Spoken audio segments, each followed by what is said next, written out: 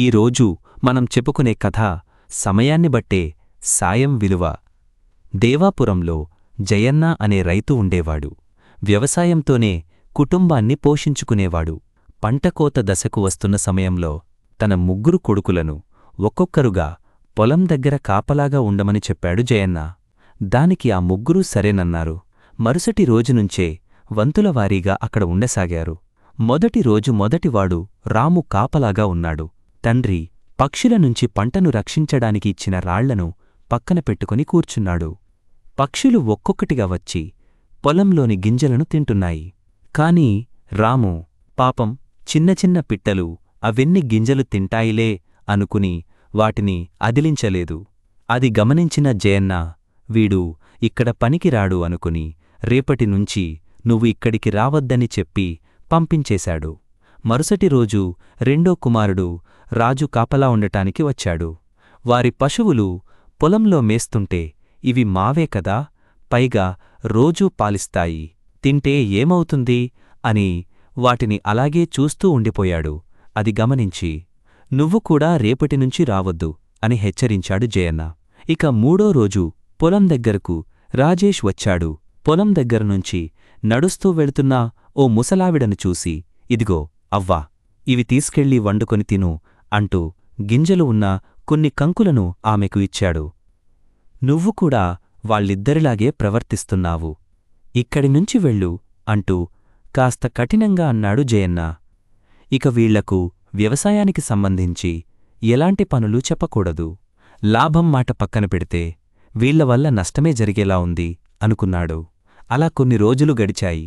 ఒకరోజు రాము వచ్చి, నాన్నా, నాకు దుస్తులు కొనుక్కోవడానికి డబ్బు కావాలి అని అడిగాడు.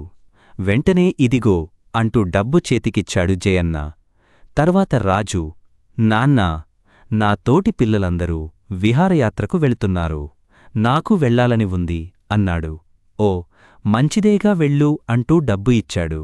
ఇక 3వవాడు రాజేష్ వచ్చి, నాన్నా, నాకు ఏదైనా తినుబండారం కొనిపెట్టవా అని గారాబంగా అడిగాడు. వెంట పెట్టుకుని వెళ్ళి మరీ కొనిచ్చాడు. ఆ రోజు సాయంత్రం 3 కొడుకులు కలిసి తండ్రి దగ్గరకు వెళ్లారు. వారిని చూసి, ఏంటి ఇలా 3 కలిసొచ్చారు, ఏం జరిగింది అని వారిని పక్కన కూర్చోబెట్టుకుని అడిగాడు జయన్న. ఇతరులకు సాయం చేయడం తప్పా నాన్నా అని అడిగాడు రాము. అప్పుడు జయన్న, అదేం కాదే, ఎందుకు అలా అడిగావు అన్నాడు.